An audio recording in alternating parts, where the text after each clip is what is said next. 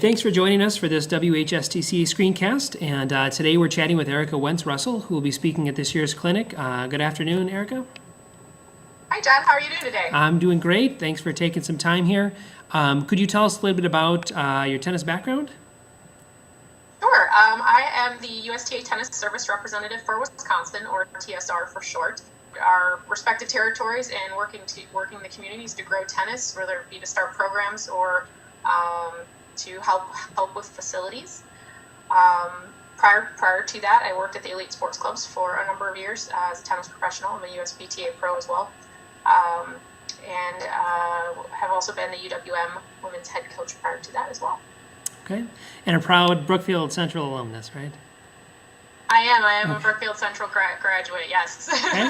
How did you get connected with the USTA then on a professional basis?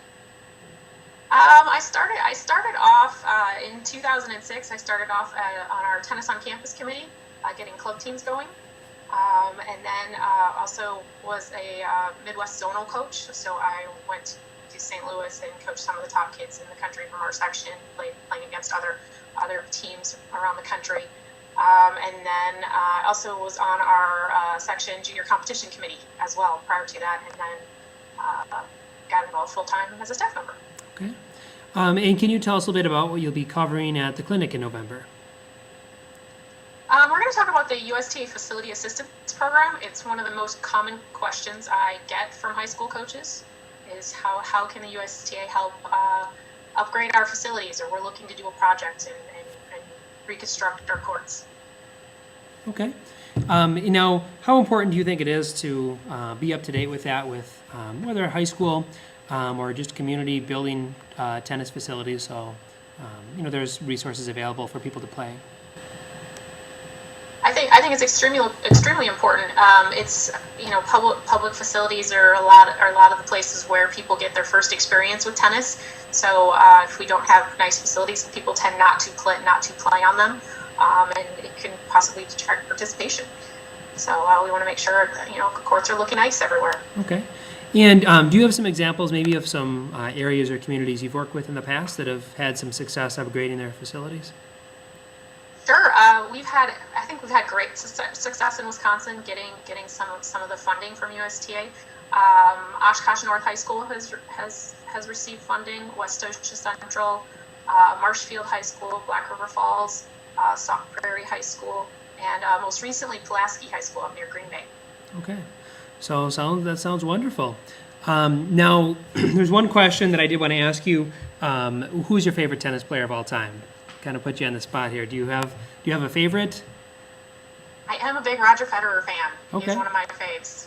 Okay. And then that Stefan Edberg coaches him. He is also one of my favorites. So. All right, Edberg was my favorite. So that's a good team. Top combination. Yes. All right, wonderful. Well, I appreciate you taking the time to tell us a little bit about yourself and a little bit about what you'll be talking about. We're looking forward to having you in November. Great. Thank you so much.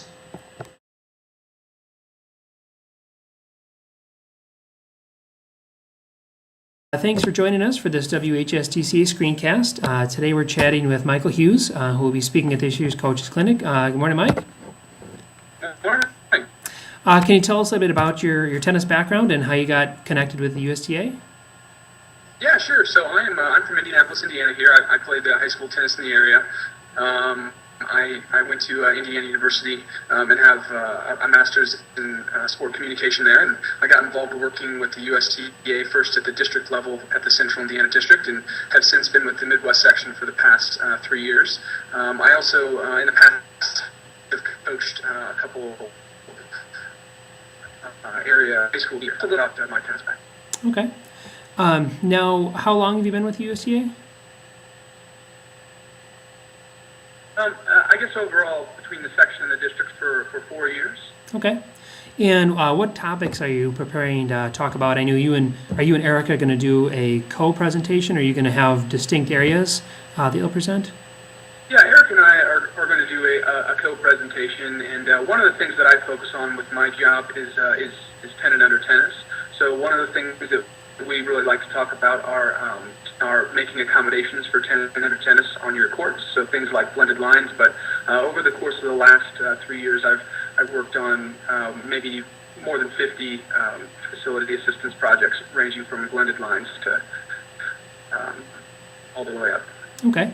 And how important do you think that is, upgrading those tennis facilities to accommodate, the younger crowd getting involved in tennis? Yeah, well, I mean, at the end of the day, 10 and under tennis is really our future. It's really, which years ago, it's made for a good number of players to be able to join the game at a younger age, have success at a younger age. So for our coaches out there, this is your feeder system for your next varsity team. So we're just trying to build the number of kids at the bottom that are coming up and falling in love with our sport and staying with it. So Okay. very important. And you said in Indiana you've had pretty good luck with the number of schools who have been receptive to that? Yeah, we have actually the largest facility in the state of Indiana. Quite frankly, the largest in the Midwest. Section is called North Central High School. There are 30 outdoor courts. They have blended lines. They also have permanent 36-foot courts. And as far as Indianapolis goes, we have many high schools that have blended lines. So. Okay.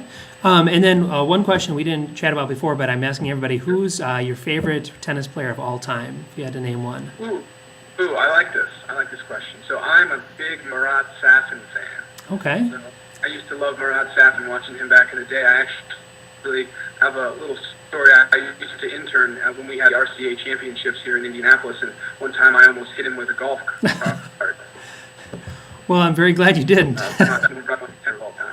Okay, wonderful. Well, I appreciate it very much. It sounds like you've had a lot of success in Indiana with this. It's going to be great that you can come share that in Wisconsin as well. Thank you so much for having me. You bet.